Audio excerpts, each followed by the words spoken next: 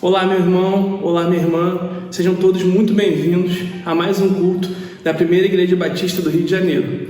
Culto esse onde juntos iremos louvar ao nosso Senhor e Salvador, Jesus Cristo. Sinta-se à vontade no nosso meio, você que está na sua casa ou onde estiver, que você esteja com o coração sensível, esteja atento ao que Deus deseja a falar com você através desse culto. Gostaria de deixar o Salmo 95, versos do 1 ao 3, para você meditar e ter um culto abençoado.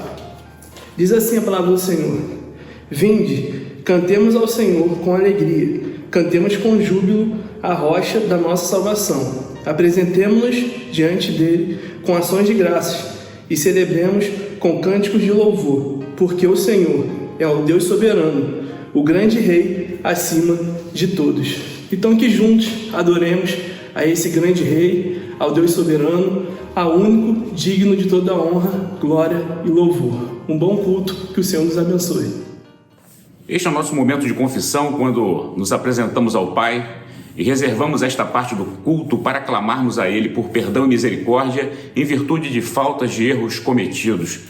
Eu gostaria de trazer à sua memória, meu prezado irmão, meu prezado amigo, uma passagem da Bíblia que nos é relatada ali no livro de 2 Reis, capítulo 22, e faz menção do rei Josias, um rei que começou a reinar com 8 anos de idade. Ele reinou por 31 anos em Jerusalém e ele efetivou várias reformas. O povo estava desorientado, perdido, e Josias vai exercer uma excelente liderança para com aquele povo e vai fazer uma reforma religiosa muito importante. Isso também nos é relatado ali no capítulo 23 de 2 Reis. E há uma parte desta reforma que eu gostaria de chamar a sua atenção, a sua meditação, e que a gente pode extrair alguns exemplos aqui para os nossos dias, o nosso momento atual.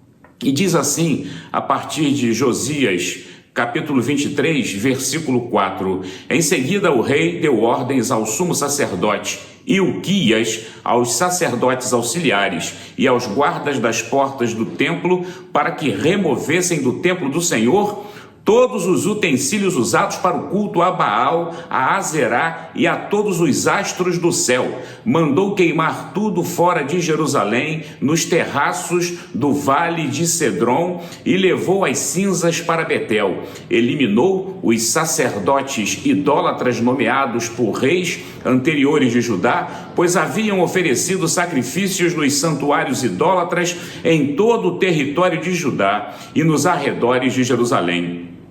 Também haviam oferecido sacrifícios a Baal, ao sol, à lua, às constelações e a todos os astros dos céus.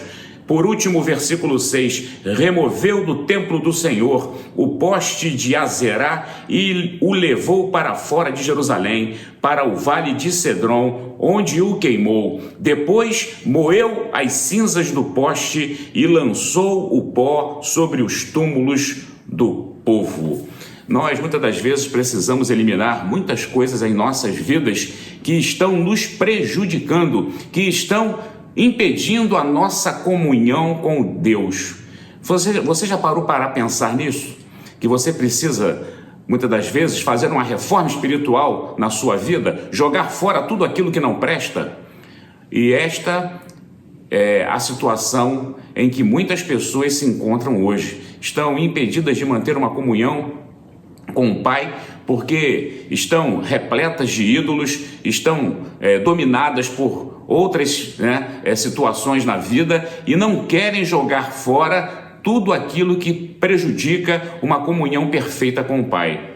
Este é o nosso momento de confissão, este é o nosso momento de reflexão, de pensarmos em nossas vidas, no que temos feito para Deus e, acima de tudo, é um momento para uma reforma espiritual em nossas vidas, sabendo que o nosso Deus é um Deus que nos perdoa, um Deus que nos ama. Vamos orar. Ó Pai do céu, muito obrigado pela leitura da Tua palavra. Muito obrigado, Senhor, pelo esclarecimento que dela recebemos diariamente. E aqui na Tua palavra, no livro de 2 Reis, nós podemos constatar também a preocupação do rei Josias em proceder a uma reforma religiosa, porque o povo de Deus estava completamente desorientado. E hoje, Senhor, não é diferente. Quantos estão desorientados? Quantos estão buscando outras formas de adoração que não a adoração verdadeira ao Teu nome? Ó Senhor,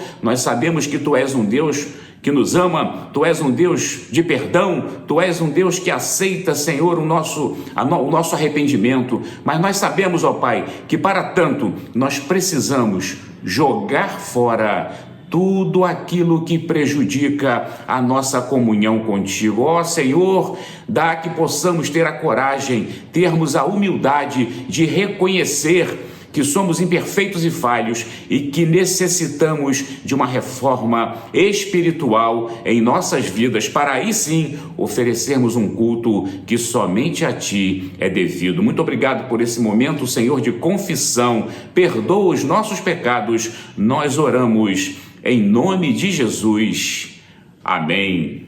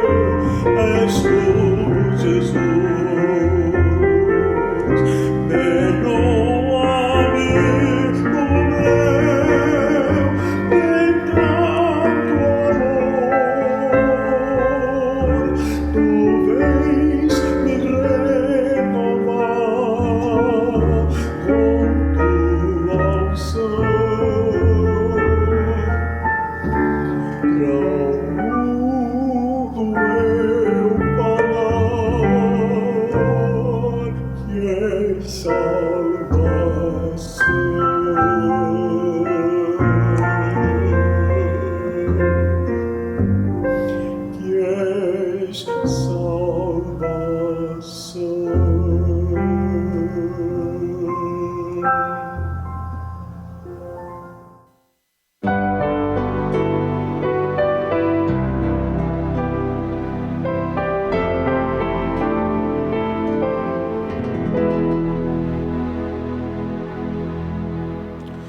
Boa noite, é um privilégio para mim estar aqui mais uma vez, trazendo a palavra que Deus quer comunicar à sua igreja. Isso é um motivo de muita gratidão ao meu coração e ao mesmo tempo eu reconheço que essa é uma responsabilidade muito grande. Mas hoje eu gostaria de estar convidando você que está aí me ouvindo, em sua casa, em seu celular, sozinho ou com os seus amigos e familiares. Eu gostaria de convidar você a, juntamente comigo nesse momento, viajar. Viajar para onde? Viajar para a carta de Paulo aos Filipenses. Carta de Paulo aos Filipenses a partir do capítulo 2. Texto que na minha Bíblia diz as seguintes palavras. Se por estarmos em Cristo nós temos alguma motivação, alguma exortação de amor, alguma comunhão no Espírito, alguma profunda afeição e compaixão, completem a minha alegria, tendo o mesmo modo de pensar, o mesmo amor, um só Espírito e uma só atitude. Nada façam por ambição egoísta ou por vaidade, mas humildemente considerem os outros superiores a vocês mesmos. Cada um cuide não somente dos seus interesses, mas também dos interesses dos outros. E seja a atitude de vocês a mesma de Cristo Jesus, que, embora sendo Deus, não considerou que ser igual a Deus era algo que deveria apegar-se, mas esvaziou-se a si mesmo, vindo a ser servo, tornando-se semelhante aos homens. E sendo encontrado em forma humana, humilhou-se a si mesmo e foi obediente até a morte, e morte de cruz. Feche seus olhos nesse momento. Meu Deus, nós estamos aqui para ouvir a sua voz. Então nós pedimos que o Senhor fale conosco nesse momento. Que seu Espírito Santo ilumine as verdades que estão contidas nesse texto, para que a nossa vida seja transformada pela sua palavra. É essa oração que nós queremos fazer. Em nome de Jesus. Amém. Na Primeira Guerra Mundial, Inglaterra, França, Rússia, Alemanha eram vistos como as nações mais poderosas da Europa. Afinal, elas possuíam os melhores exércitos, as melhores armas, os melhores soldados, as melhores estratégias de guerra. Até porque elas eram as nações mais ricas, as nações mais poderosas, as nações mais imponentes daquele tempo.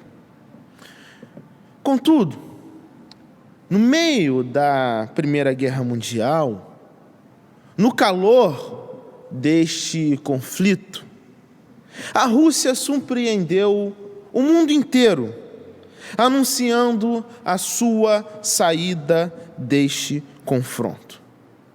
E esse movimento surpreendeu a todas as nações vizinhas.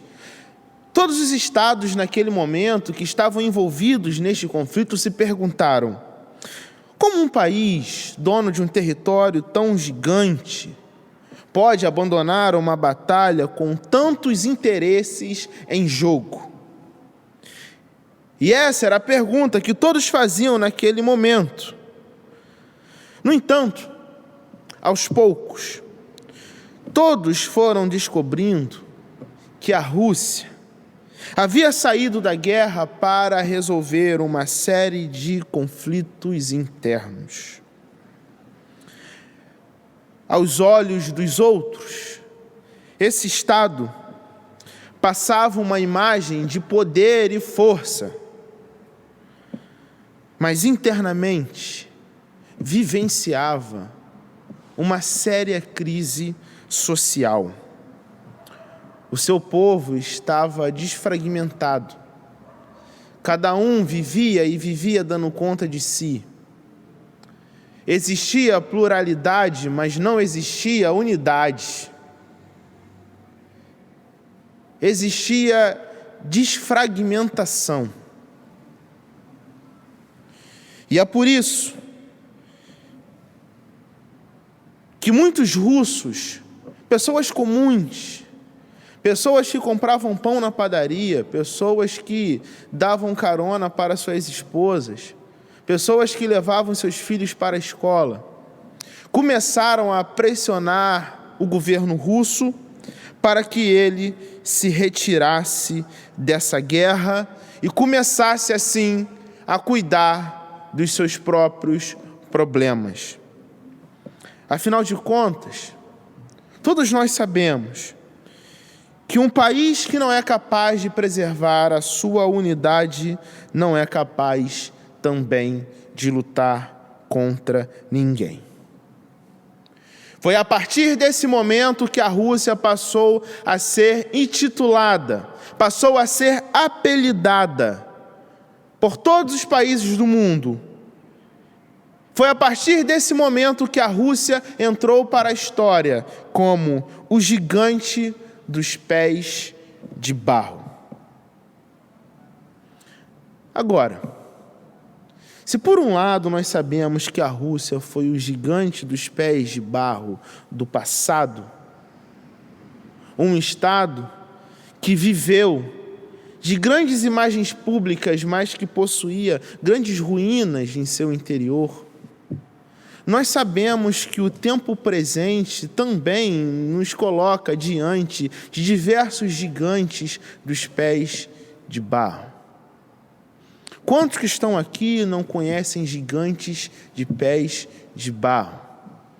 Famílias que aos olhos de todos é uma família feliz, é uma família harmoniosa, é uma família de comercial de margarina, mas que lá no porão da casa reserva ruínas, reserva fragilidade. O dia a dia não condiz com a imagem que é passada. Quantos de nós aqui não nos apresentamos socialmente como gigantes do pé de barro? Queremos demonstrar força, queremos demonstrar poder, queremos demonstrar grandeza, mas lá dentro do coração existe fragilidade, existe fracasso, porque nós sabemos que os bastidores da vida não estão em harmonia com a imagem que nós apresentamos socialmente. A igreja de Filipenses, a igreja dos Filipenses, melhor dizendo, era uma igreja que vivia também esse drama. Essa igreja era uma gigante com os seus pés de barro. E diferente daquilo que você pode, em um primeiro momento, pensar, a igreja em Filipos não era uma igreja gigante por ser uma igreja poderosa, por ser uma igreja rica, por ser uma igreja gloriosa. Muito pelo contrário. O texto vai nos informar que essa igreja era uma igreja extremamente pobre. Era uma igreja majoritariamente composta por gentios. Ali existiam poucos judeus. Ali existiam poucos prosélitos. Em outras palavras, ali existiam poucas pessoas que conheciam de maneira vasta as leis previstas pela Torá, as leis que regiam os sacrifícios, as datas comemorativas do povo de Israel, trazendo para os dias atuais, como bons batistas, essa igreja era uma igreja talvez um pouco diferente da nossa. Era uma igreja de pessoas que muito provavelmente não conheceriam tão bem assim a história dos batistas no Brasil. Não conheceriam tão bem assim as regras de estatutos. Não conheceriam tão bem assim as normas parlamentares de uma assembleia. Afinal de contas, era uma igreja composta majoritariamente por gentios, por pessoas que não vêm de lares religiosos como os nossos. Mas era uma igreja gigante para Paulo, porque era uma igreja que, mesmo em meio à sua simplicidade, mesmo em meio à sua pobreza, mesmo em meio às suas fragilidades, nunca deixou de amar e de apoiar o ministério do seu pastor. Se você abrir a sua Bíblia em 2 Coríntios, capítulo 8, versículo 1, você vai ver que essa igreja, mesmo sendo muito simples, não deixou de acompanhar e interceder o ministério do apóstolo Paulo. Se você continuar lendo a sua Bíblia, e se você visitar o livro de Atos, você vai perceber que essa igreja, mesmo em meio à sua simplicidade, ela não deixou de movimentar esforços para abençoar os pobres de Jerusalém. Por isso, essa igreja era uma igreja amada por Paulo. Ela é uma igreja querida por Paulo. Era uma igreja no qual Paulo considerava como uma igreja gigante.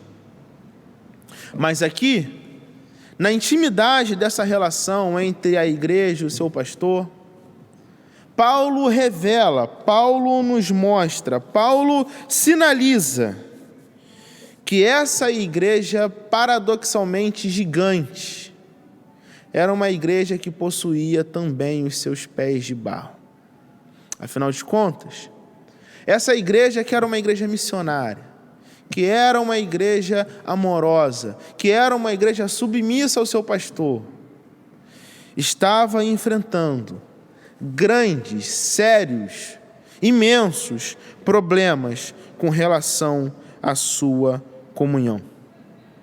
Existiam questões, existiam desajustes aqui que estavam prejudicando a harmonia e a comunhão dessa igreja.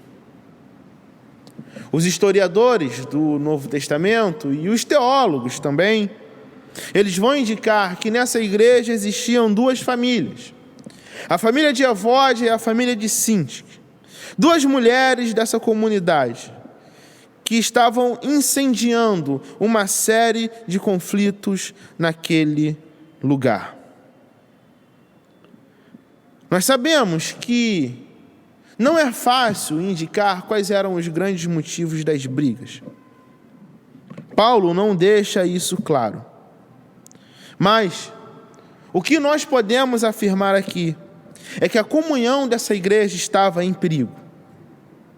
Mesmo sendo grandes agentes missionários, mesmo amando e apoiando o ministério paulino, mesmo sendo uma igreja que despertava muita alegria no coração de seu pastor, essa igreja possuía os seus pés de barro, porque existia ali espírito de rivalidade surgindo entre os irmãos, espírito de superioridade florescendo e germinando no solo do coração dos seus membros. Existia ali sentimentos altivos entre esses homens e mulheres. Por isso, um gigante dos pés de barro. Aos olhos das outras comunidades primitivas, uma igreja simples, mas uma igreja muito amável. Uma igreja pobre, mas uma igreja muito generosa. Uma igreja sem tantos conhecimentos acadêmicos, mas uma igreja que serve. Mas nos bastidores da comunidade, rixas, brigas, revanchismos. igreja dos Filipenses, uma gigante com os pés de barro. É por isso que Paulo escreve a sua carta aos Filipenses.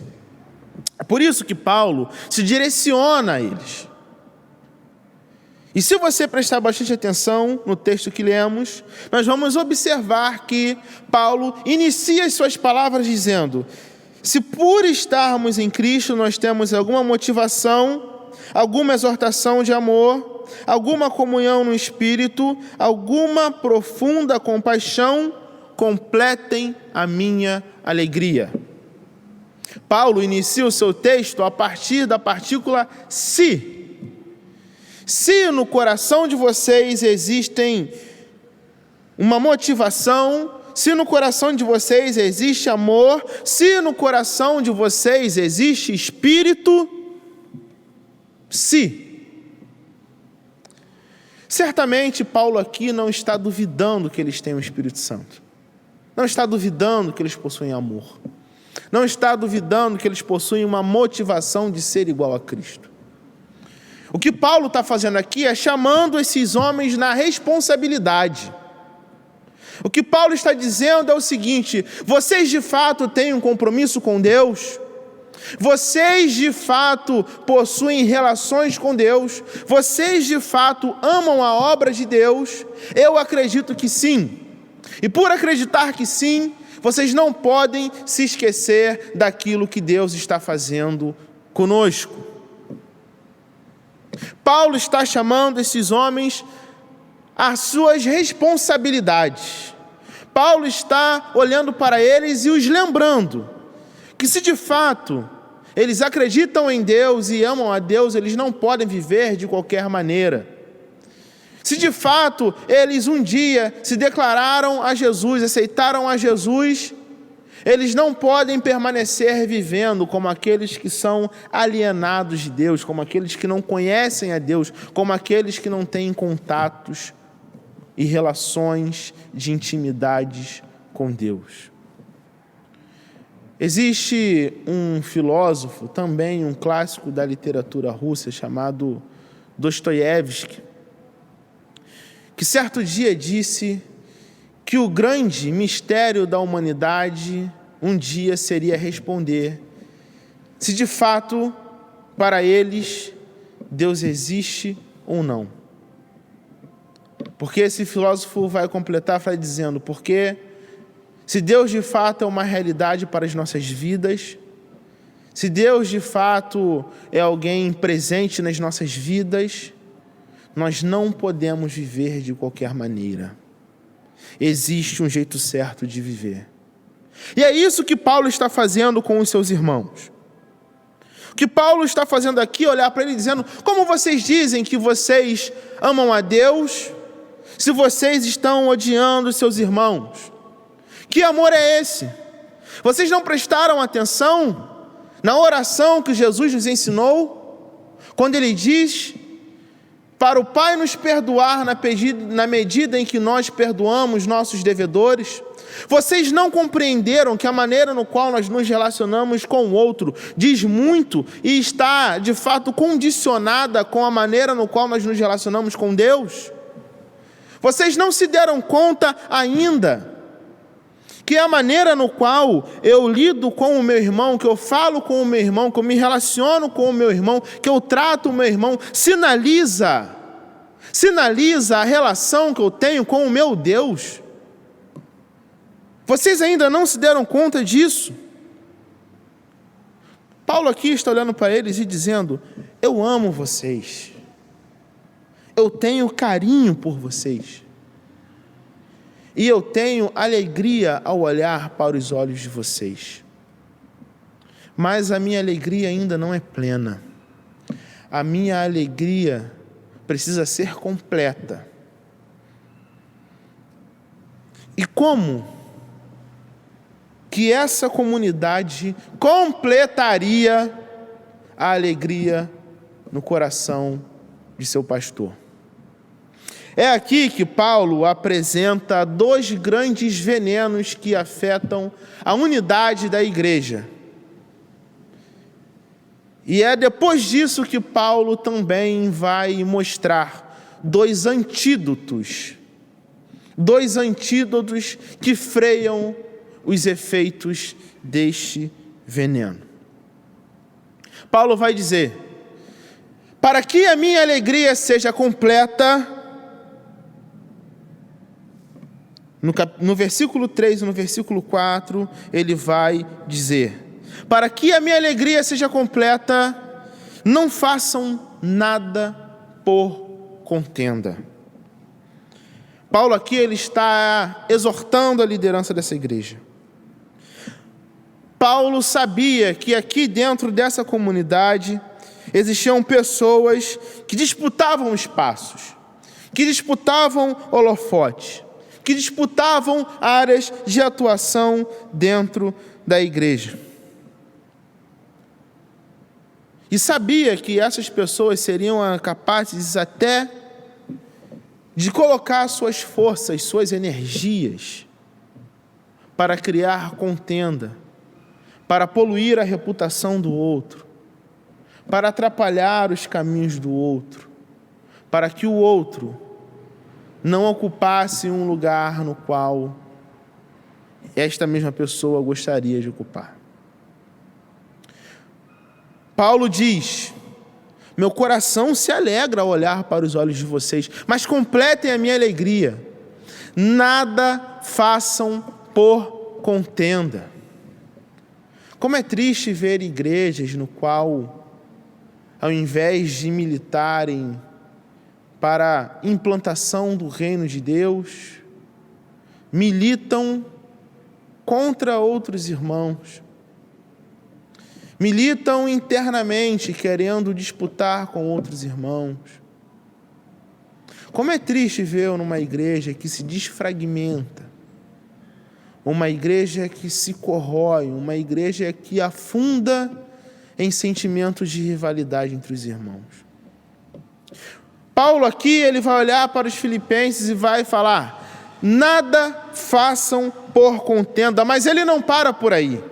Ele também vai dizer: assim como vocês não podem fazer nada por contenda, para que o meu coração permaneça feliz, nada façam por vanglória. Nada façam por vanglória. Eu acho muito interessante a gente pensar um pouco acerca do peso dessa palavra. Vanglória é quando nós buscamos a glória para nós mesmos. A palavra vanglória nesse texto é traduzida através da palavra kenodoxia no grego, que somente é utilizada uma vez no Novo Testamento, que traz a ideia da busca por uma glória, da inclinação orgulhosa que busca tomar o lugar de Deus e o encontro de um estado de ser, de autossuficiência, que nos leva necessariamente ao desprezo do outro. Vanglória, como o próprio nome já diz, uma glória que é vã, vanglória, invertendo glória vã. Uma glória que é efêmera, uma glória que é passageira, uma glória que é sem conteúdo. Quando nós assumimos responsabilidades dentro das nossas comunidades de fé, que não foram assumidas com o intuito de servir a Deus, de amar a Deus, de ampliar a obra do reino de Deus, quando nós assumimos tais responsabilidades, sem essas intencionalidades, nós nos afundamos num poço de vanglória, porque nós não estamos em busca da promoção do reino de Deus, mas nós caminhamos em busca da promoção do nosso ego, da promoção das nossas vaidades, da promoção dos nossos orgulhos. E é aí que nós cometemos e caímos na mesma atmosfera que um dia Adão caiu. É aí que nós cometemos o pecado maior segundo Santo Agostinho, que é o pecado do orgulho.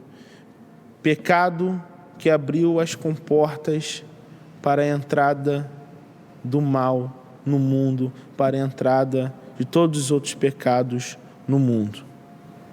Santo Agostinho, quando comenta a tragédia de Gênesis 3, ele diz o seguinte: olha, a maioria de nós pensa que o homem pecou, que o pecado entrou no mundo quando Adão e Eva fizeram a decisão por morder aquele fruto. E ele vai permanecer dizendo: olha, a queda do homem não aconteceu no ato da mordida, aconteceu antes. Aconteceu no instante em que eles foram tomados pelo orgulho de achar que poderiam saber o que Deus sabia. Aconteceu antes, quando eles acharam que poderiam ser grandes como Deus. Aconteceu antes, quando eles acharam que poderiam dar conta de suas próprias vidas e virar as costas para Deus. Aconteceu quando permitiram que o orgulho adentrasse em suas vidas. A mordida naquele fruto foi só a consequência de uma virada de chave para o mal que existiu antes dentro de seus corações. Não permitam que o pecado que um dia tornou a vida de Adão e Eva e de toda a humanidade uma existência trágica seja o mesmo pecado que desfragmente a sua vida também. Nada façam por vanglória. Não se deixem dominar pelo pecado de Adão. Não deixe que o seu coração se embruteça por conta do orgulho. Isso é Paulo. Paulo está se direcionando aos filipenses e dizendo: o meu coração se alegra quando eu olho para vocês. Mas para que minha alegria seja completa, não façam nada por contenda e não façam nada por vanglória, porque Jesus, o Deus encarnado, porque Jesus, o Deus que se esvazia e toma forma de homem, o Deus que suja os seus pés de poeira, mesmo sabendo que era Deus, não abraçou essa grandeza, mas ele se esvazia, ele toma forma de homem e ele morre, e morre da maneira mais humilhante que existia dentro da dinâmica do Império Romano. Ele morre e morre com morte de cruz. Não sejam tomados pela vanglória e não sejam tomados pelos espíritos de revanchismos, pelos espíritos revanchistas que nos fazem fazer coisas por contendas. Não é o Espírito de Deus que promove tais obras. E essas obras são poderosas. Essas obras são venenosas. E a contenda e a vanglória são os grandes inimigos da comunhão. É por isso que, se em um primeiro momento Paulo aqui vai apresentar os dois grandes venenos que destroem a unidade de uma igreja, se em um primeiro momento Paulo vai apresentar esses dois grandes venenos, em um segundo momento Paulo vai apresentar os dois antídotos também. Ele vai apresentar as duas virtudes que promovem a nossa humildade. A partir do versículo 3, Paulo diz o seguinte: nada façam por ambição egoísta ou por vaidade, mas humildemente considerem os outros superiores a vocês mesmos. Cada um cuide não somente dos seus interesses, mas também dos interesses dos outros. Seja a atitude de vocês A mesma atitude de Cristo Jesus. Façam tudo com humildade. A humildade é o solo no qual germina e floresce a unidade da igreja. A humildade é a virtude que promove e permite o florescimento da unidade. Ela é o remédio que ataca todos os males contra tudo aquilo que compromete a unidade da nossa igreja. Eu me lembro das minhas aulas de história, nos tempos da graduação, no qual eu estudava história antiga. Eu me lembro que em determinada aula eu ouvi que a palavra humildade na cultura grega era algo a ser repugnado. Até porque ela tinha uma conotação de servilismo. Tanto que nos escritos de Epíteto, humildade é um sinônimo de escravidão. E nos livros de Flávio Joséfo, é análoga à mesquinhez. Agora, se para os homens daquela época a humildade era uma vergonha, humildade era um objeto de repúdio, para o povo de Deus a humildade é uma ordenança. Afinal de contas, como está escrito em Provérbios 3:34, Deus escarnece os escarnecedores, mas dá graça aos humildes. Deus resiste aos soberbos, mas dá graça aos humildes, como está em Tiago 4:6. Humilhai-vos sobre a poderosa mão de Deus, para que Ele, em tempo oportuno, vos exalte, como está em 1 Pedro 5:6. Bem-aventurado os humildes, porque deles e de mais ninguém é o reino dos céus, tal como nós observamos no Sermão do Monte. A humildade foi uma das principais marcas de Jesus, o nosso mestre, o nosso modelo. Existe um teólogo que diria que todo menino um dia quis ser homem, todo homem um dia quis ser rei, todo rei um dia quis ser Deus, mas somente Deus um dia quis ser um menino. Deus é grandioso, Deus é absoluto, Deus é maravilhoso, Deus é eterno, mas Deus, sendo Deus, se esvaziou para assumir a morte de cruz. A humildade foi uma das principais características da personalidade do ministério de Jesus. Por isso, tudo que vocês vierem a fazer, façam por humildade. Existe um grande nome da literatura brasileira chamado Clarice Lispector, que diz o seguinte: que ninguém se engane, só se consegue a humildade depois de muito trabalho. A humildade não é um dom que nasce espontaneamente. Humildade não é algo que surge nas nossas vidas do nada. Humildade exige trabalho. Humildade é processo. Humildade é caminho. Tem a ver com sair do centro.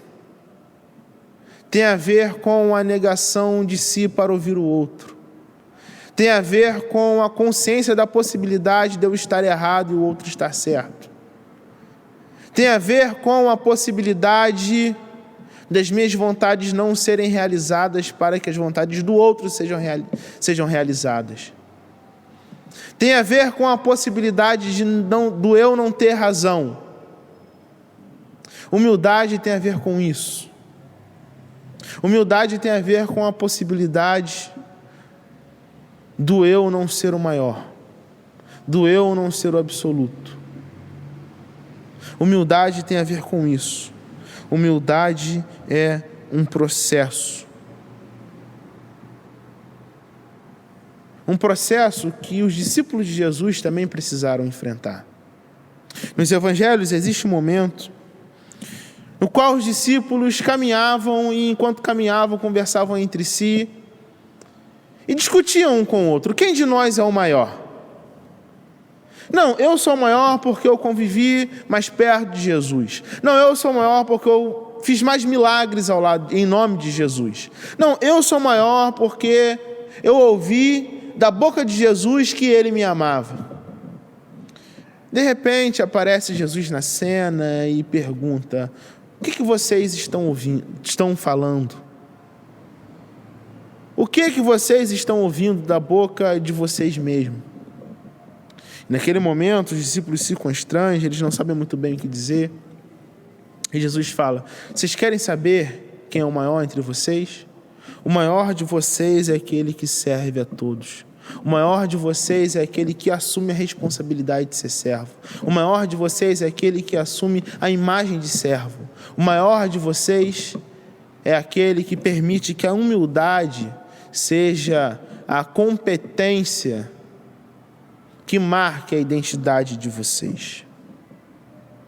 Se por um lado, se para a sociedade da época a humildade era um objeto de repúdio, para os seguidores de Jesus, a humildade precisa ser uma das principais marcas da personalidade. Tudo que vocês forem fazer, façam por humildade. Mas não somente isso.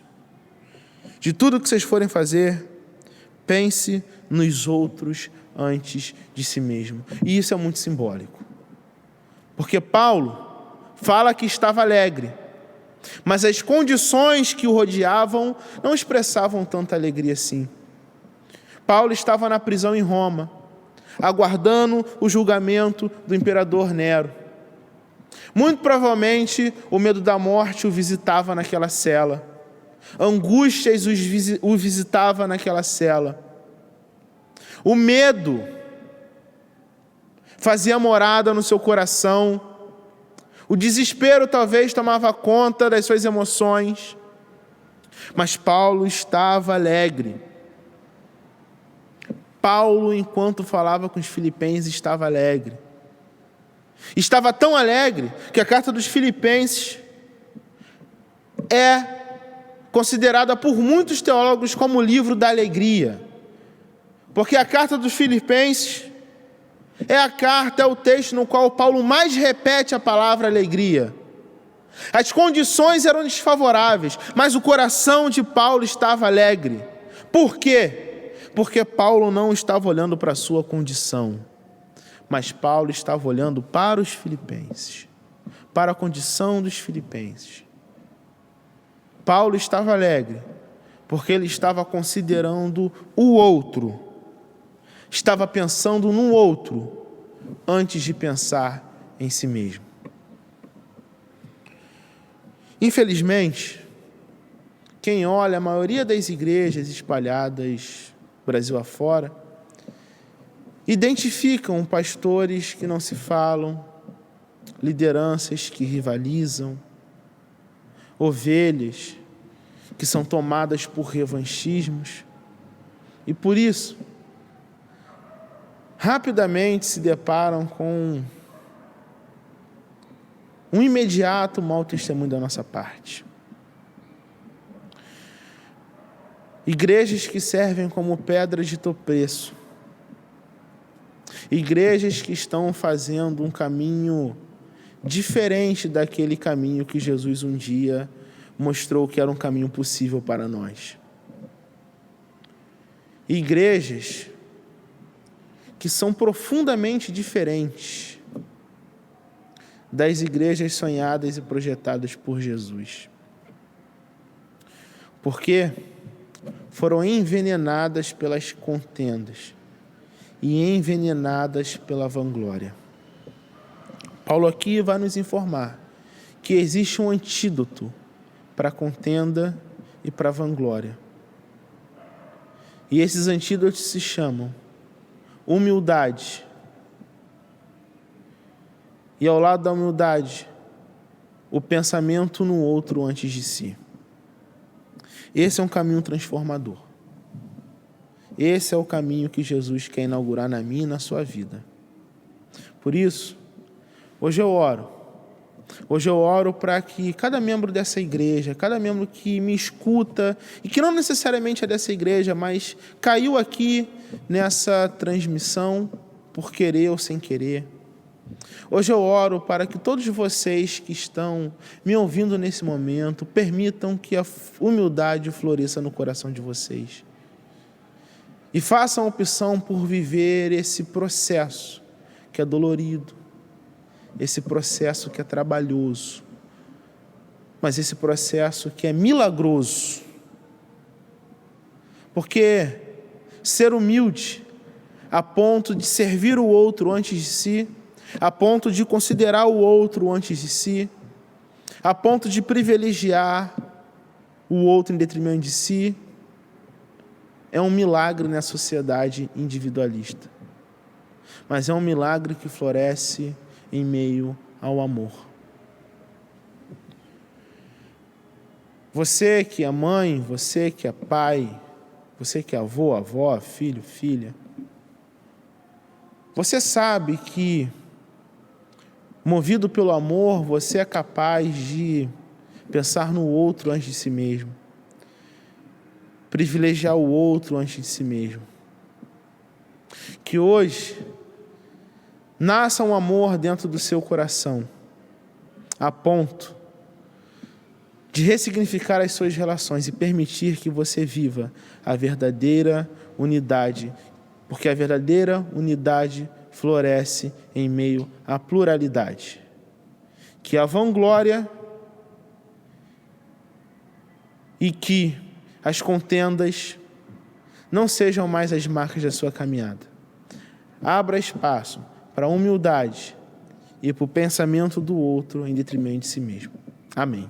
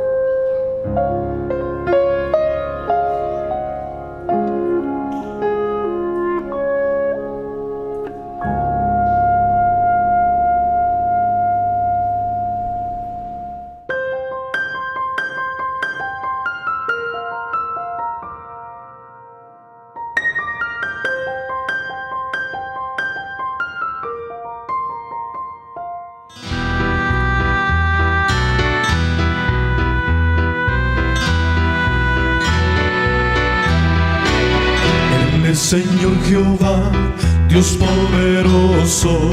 Él es Señor Jehová, Dios poderoso.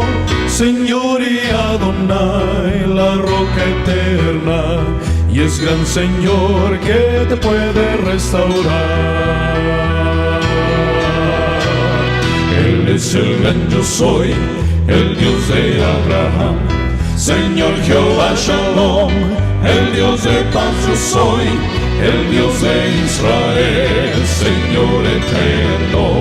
Y es gran Señor que te puede restaurar. Canta aleluya, canta aleluya, canta aleluya, canta aleluya. Él es Señor Jehová, Dios poderoso. Y es gran Señor que te puede restaurar.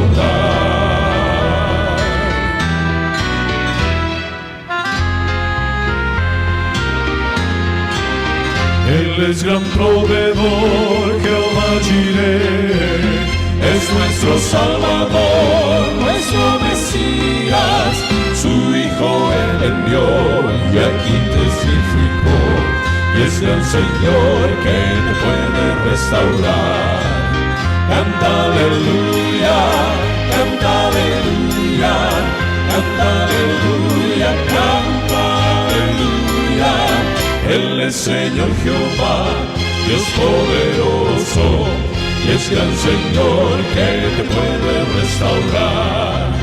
Canta aleluya, canta aleluya, canta aleluya, canta aleluya. Él es Señor Jehová, Dios poderoso. Y es gran Señor que te puede restaurar. Y es gran Señor que